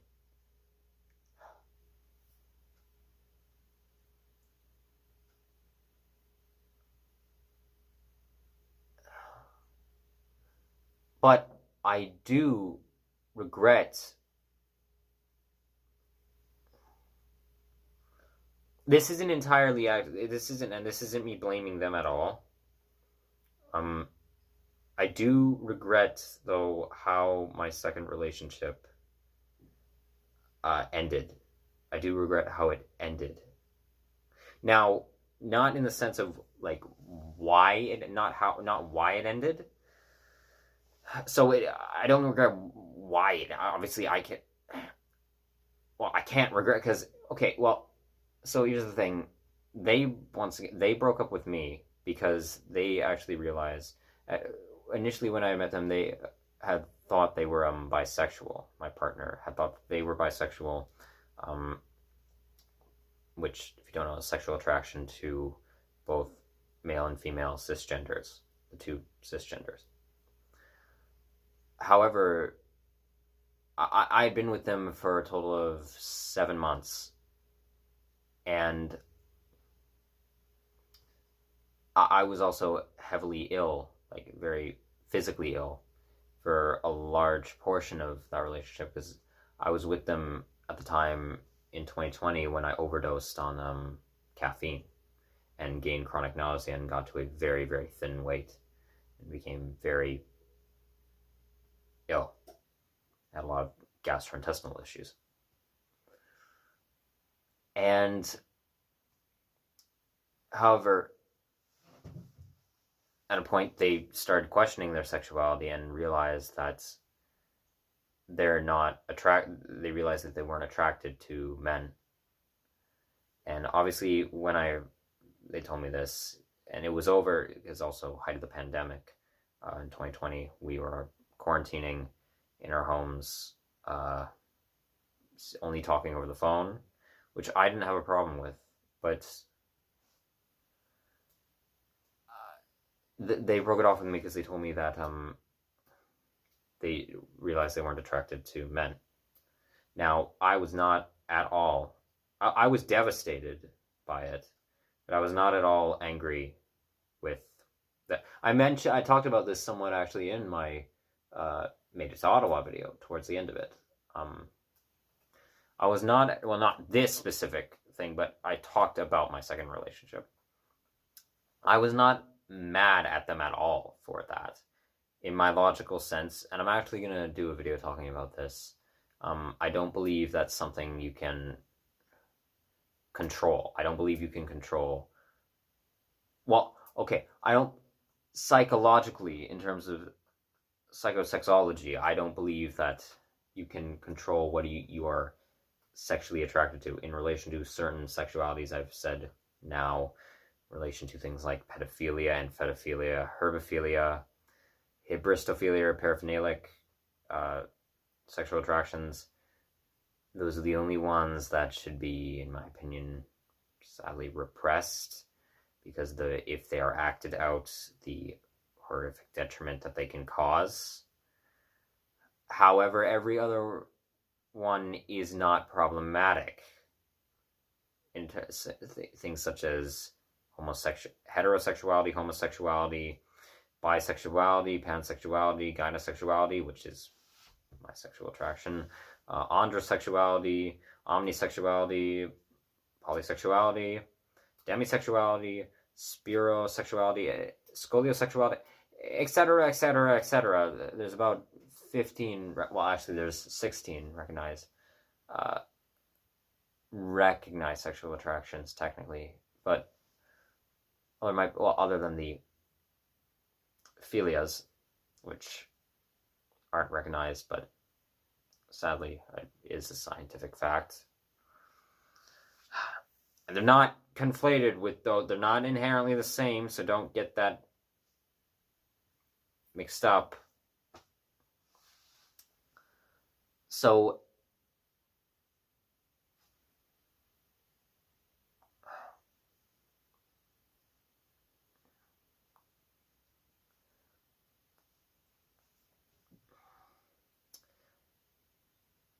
they couldn't choose to be attracted to me, and I was not. In my logical morals at the time, and I didn't try to at all, I was not going to force them to be in the relationship with me and be unhappy. I was not going to do that. I was not going to try and convince them to. You can't. You just, like, if they stayed in the relationship with me, they would have been unhappy, and it would have just been solely selfish, completely selfish for me to just force them to be like, no, please just stay. I really don't want this to end. Please just try and be sexually aroused by the male gender. No. So I didn't at all attempt to do that, but I was devastated from that. I was not angry at them at all, and obviously I'm still not angry with them at all for that, because it's something they cannot control, at least logically, I feel. And even if they could control it, I don't, logically with my morals, I would say if they feel the relationship isn't working out, then they have all the right to leave, and I'd be devastated, but I wouldn't be angry. And I was devastated, but anyway, how the relationship ended was how it ended was over the phone. I'd only seen them during the lockdown and the pandemic. I'd only seen them in person once. I had hung out with them once. Masks, gloves, all that.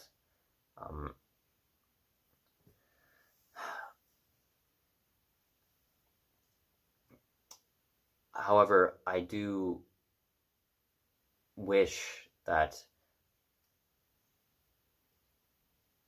and I had only spoken to them, I had called them actually before I left Toronto, because I wanted to just, I guess how I wrote a letter to them. I didn't, because I thought it was the only way of communication with them at the moment, at the time. I wanted to speak to them in person, but I didn't get the chance. I was, well, too cowardly to. Just didn't. I was too nervous to.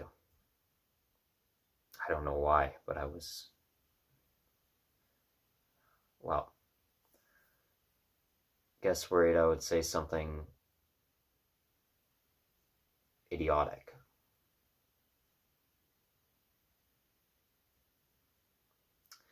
I called them, left them a voicemail, and I got into a brief texting conversation where they asked if I was all right and if I needed the police called, and I just said no, and I just wanted to say what had been happening and that I'd be leaving the city. They said, well, I hope the best for you going forward, and I said the same. But in terms of how it initially ended, I just wish that we had done it in person. Social distancing and all that, I wish I had said goodbye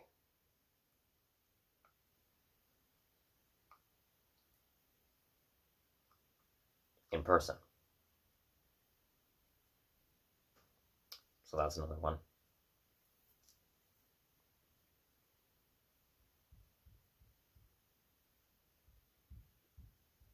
And as I mentioned in the Ottawa video, I'm not hung up on any of these past relationships of mine.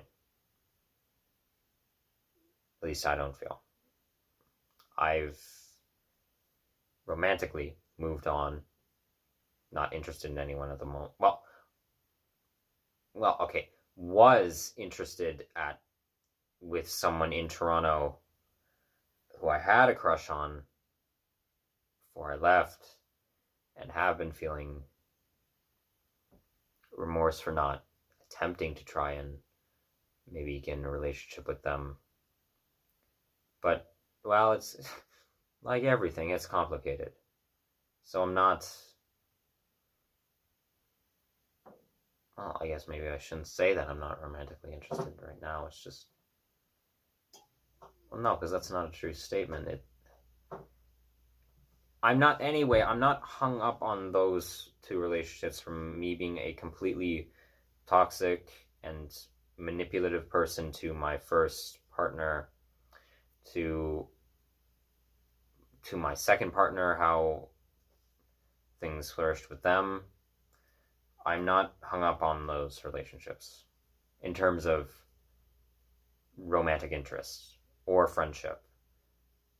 In terms of, yeah, friendship, I regret, obviously, like I'm saying, things I did, and I guess you could say hung up on that, even though I feel it's healthy to reflect and regret things that you have done. Heavily regret how my first relationship went, later friendship with them, how I was to them and their then partner. But I'm not hung up on like the romantic interest, and I will reiterate, I guess, I said this in, I believe, yes, I said this in my Before Leaving the Cottage video part 2 when I talked about it. I am glad that I'm out of those people's lives. I'm glad I'm out of my first partner's life. I'm glad I'm out of it. I wasn't, when I tried contacting them again, I was not looking to be friends. It was just to once again apologize 2 times that I did, which I regret even contacting them the second time. But I'm glad I'm out of their lives. I'm glad I'm out of theirs.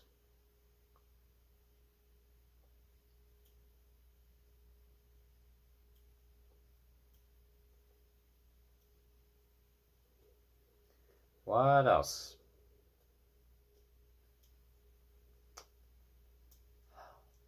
What else?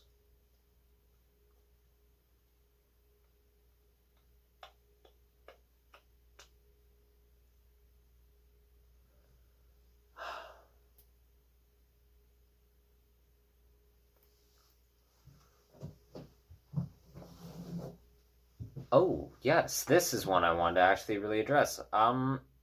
So interestingly enough, I've left quite a few comments across YouTube for a long little while, even before I was uploading videos. Since I've had this YouTube channel, if I felt I needed to comment on something, or well, not needed, wanted to comment on something, I would comment on it. And I've left quite a few I've gone into discussions with people in different comment sections before. But I do regret a handful of comments I made. One being in relation to the comedian Dave Chappelle. Now, just going to say from a comedian standpoint, Dave Chappelle, in terms of most of his satirical humor and things of the sort, I regard him as one of my favorite comedians. I do not like his transphobic takes, his sincere transphobia. I do not like that. I do not like that he identifies as a TERF at all. I don't like how much money he has, even with donations he's made. It's more of, I guess, an anti-capitalist mindset, which I can go on in depth on the whole. From what I know, I can go in depth on the whole anti-capitalism ideology, which is not the same as communism or socialism, being anti-capitalist. So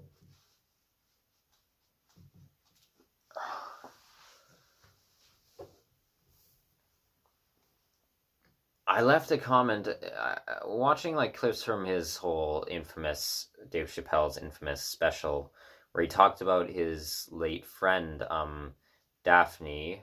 I don't remember her last name. She was an up and coming comedian as well, or an aspiring comedian, and she was a transgender woman, and he had talked about his experience with her, and he had admitted to being his experience with her, and her calling him out herself on, well, subtle transphobia that he had been showing towards her, even though he didn't agree with her lifestyle, or didn't agree with the fact that she had gone through with sex reassignment, or he didn't agree with transgenderism. Basically, I left a comment defending like Dave Chappelle and talking about how I feel, in essence, I agree with the comments, the like point I was trying to get across, but I don't agree with like my stance on like wording. I said like, this is one of the least transphobic things I've heard, because it's stupid considering like at the time I knew like even though they're tolerant of someone, you can still be transphobic. This is what I just talked about with this idea of blatant discrimination versus blatant prejudice versus subtle prejudice, or in relation as well to internalized prejudice within demographics. It's just, I said like, and the people who are calling him a transphobe are the real transphobes, which was completely idiotic of me to say and stupid. And So he was talking about it as well, how he talking about the whole cancel culture thing, or being his special was taken off, I guess, or something. He was well. He also talked about how I'm noticing I'm kind of having more dysorthic issues again with actual like formation of my words, or like actual articulation problems. Don't think that's neurological though. That might be my muscular. That might be with my gums and tooth. Um.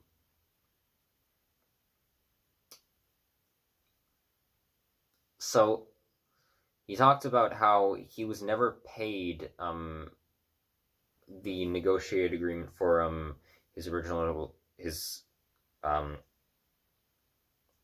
Comedy Central show, Chappelle Show, back in the early 2000s, once he actually decided to leave.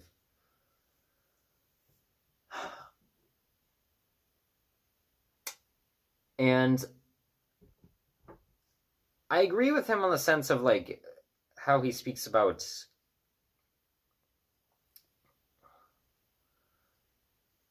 I guess I'll call them cancel mobs. I don't agree with the whole I don't agree with like people complaining about cancel culture per se. Like I don't agree with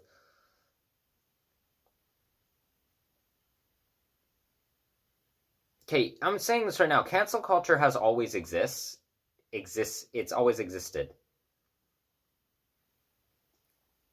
It always has. Maybe it hasn't been as like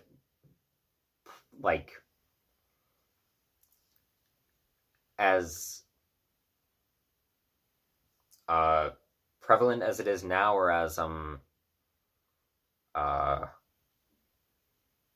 heightened as it is now in a lot of the world, but it has always been there. Like literally the very nature of you trying to say that someone should like step down from a position that they have, or go away from a certain movement of any kind, or hey, look, in government policies of trying to get something banned or illegalize something, that is, or to criminalize something, that is by definition a form of cancel culture. So cancel culture has always existed. It's not like trying to cancel someone has always existed. It's just I'm not a fan of the like in relation to a cancel culture mob of like a herd mentality cancel culture mob where they're just going along with it for the sake of feeling and gratifying their own egotistical sense, or just doing it out of a histrionic sense to try and, well, make their image seem favorable to someone else in the group, or just doing it purely out of a sense for a search of meaning in a philosophical sense, like at any cost. You know what I'm trying to say. I'm not a fan of that, like the herd mentality of like, say, a lot of, I guess a lot of modern cancel culture, cancel culture mob, or just, I guess, cancel culture. However,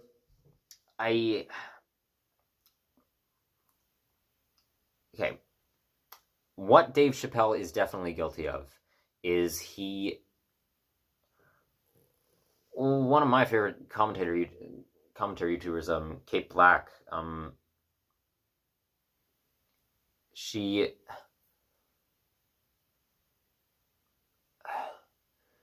she worded as he purposely spun his story regarding Daphne and the cancellation of like his show and things of the sort, and just the people attempting to get him removed from like having affiliation with Comedy Central, the television program. She said it worded as like he spun the story to demonize the transgender community. I wouldn't say he spun it, because he was truthful in terms of like what the events were, at least from my opinion, what he detailed from everything else I could find. However, he definitely is guilty of, like, in terms of the transphobia, he is guilty of portraying it as if it was the fault of the trans community, portraying it as if it was the fault of people of other genders than cisgender, like transgender, non-binary people, polysex people, or intersex people, agender people, demi-boys, demi-girls, more of the sorts, portraying it as if the trans community was as if the entirety of the trans community is this cancel mob. That he's definitely guilty of that. Now, I'm gonna say again, I don't think Dave Chappelle, from everything I've seen of him, parasocial relationship, I don't think he is a horrendous person. I don't think he's an awful, terrible person. I think he has done great things. I do think he is very empathetic to people. In terms of, well, I don't like how much money he still has, but in terms of tolerance, at the very least. And the reason I actually said that in the comments section was when I posted about that, was because it didn't seem like alienation to me for some reason. It didn't seem like, because it seemed like even though he disagreed, he was accepting of her lifestyle and the trans lifestyle, but was not a fan of, in his view, portraying it as if there are more than two genders, which there are. Scientifically speaking, there are, not just in terms of gender expression, gender identification, and persona. In genealogy, genderology, there is chromosomal differences, hormonal differences, and genitalia differences, sexual reproductive differences within a multitude of people able to be classified as different genders. 71 as of right now. So, yeah, that's a denial of science, in my opinion. So,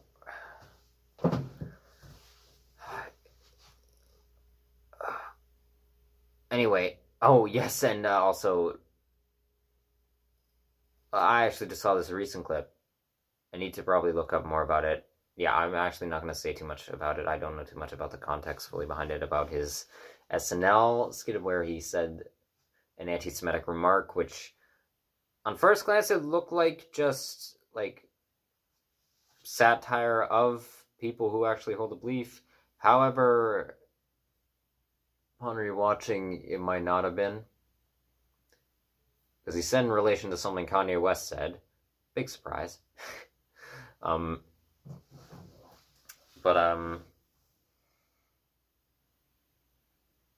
Yeah, I'm not going to comment on that one. I need to actually think about that one a bit more.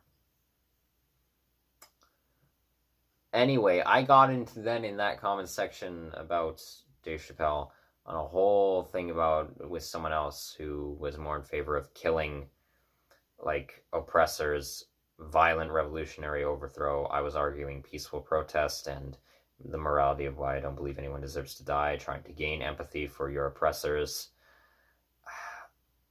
my whole belief of mercifalitism. So, and what I would call fundamental redemptionality. I was trying to engage in discourse with them about that. Mainly only because I had stated something before, and then they replied back asking me a question. and then I replied back to them because they asked a question. I didn't feel like leaving them hanging. But in terms of the Dave Chappelle comment, that started it from my opinion that I was sharing. I regret what I said in that comment. Oh, I was wrong also about a comment I left on a video regarding Switzerland. It was from some documentary crew.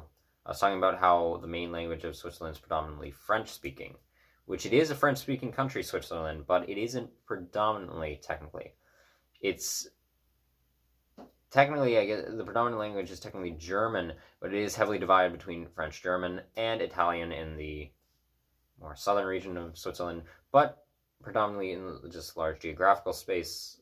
Geographically speaking to the country, German is of larger, well, linguistically spoken. Or their form of, I guess, maybe a Swiss form of German. So, I was wrong about that.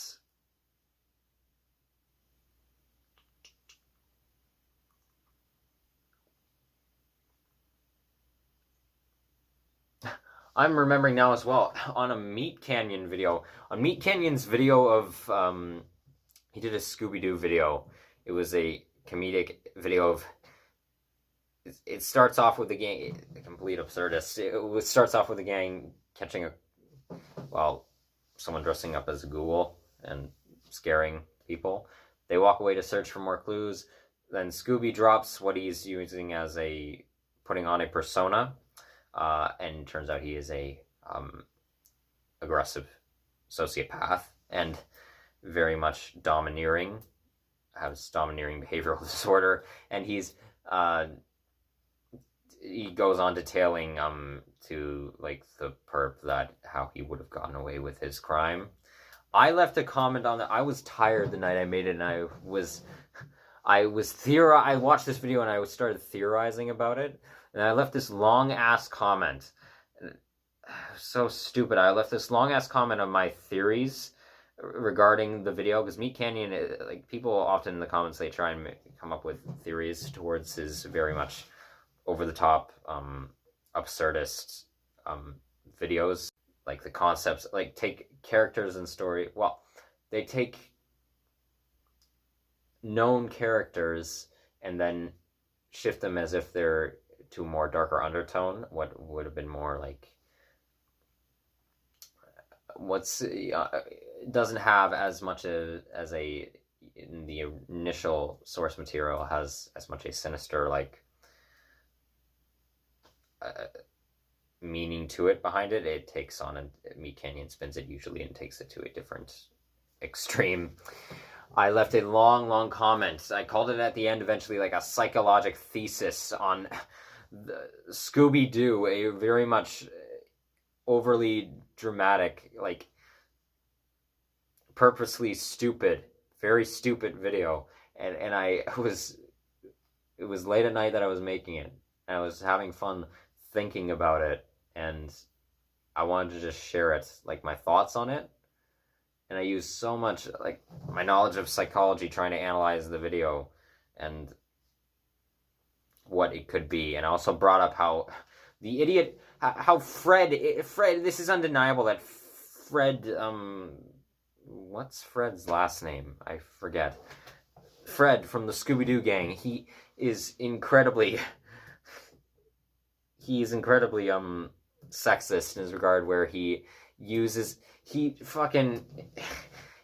makes up any excuse to get Velma and Daphne just to go with him and search for clues, just because he thinks either that that he'll be a guarding force of like protection, I guess maybe because he thinks he's more, because of his masculinity or something, or maybe he just thinks he can have more time with the only two girls on the team, and Scooby and Shaggy just do fuck all, whatever they do. Usually cause Scooby and Shaggy find the monster, cause a kerfuffle, and then run back into Velma, Daphne, and Fred, and then a whole thing ensues. But just the reason that Fred always picks Velma and Daphne is just because they are females and he's relentlessly, probably subconsciously horny, and he just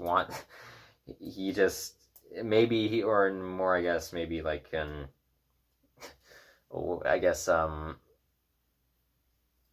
in egotistical sense he tries to maybe subconsciously he tries to make himself gratify his sense of self for like feeling as if he's like maybe it makes him feel like sexually powerful or something. Like he feels like very prideful, like maybe subconsciously, like him being like the potential defender of Velma and Daphne. It's just it's undeniable that Fred. I was gonna say his last name was Dinkley, but no, that's Velma. Velma Dinkley is her last name. Um, it's undeniable that Fred is just completely. He's very egotistical. He's very egotistical. He can be very A-type. Rigid with his plans, I guess, how he sets them up, his traps. Scooby-Doo Mystery Incorporated made a whole thing about making fun of that.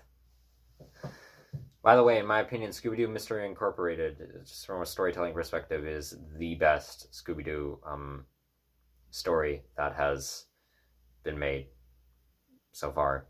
In my opinion, I love that show. Just from a storytelling perspective and direction perspective on like how the acting is, and acting as well, the voice acting is incredible. The animation is damn incredible.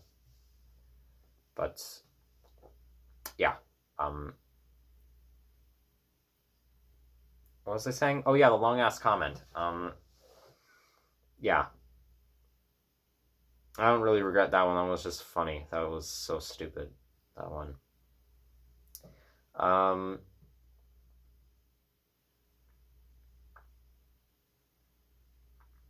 I know that there are other comments across social media that I do regret making.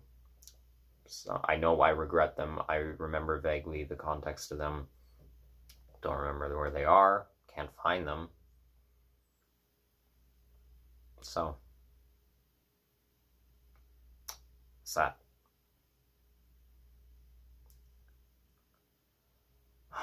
Okay. It's just about 12:55.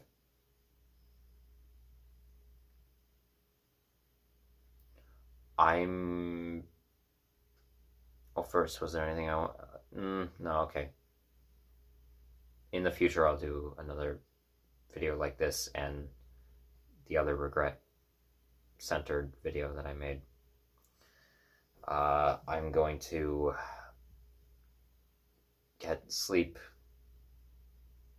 for recording the video tomorrow.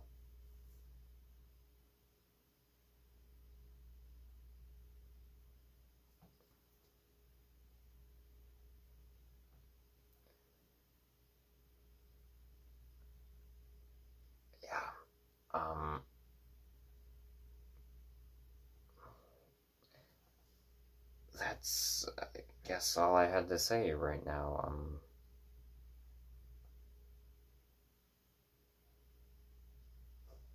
Good night.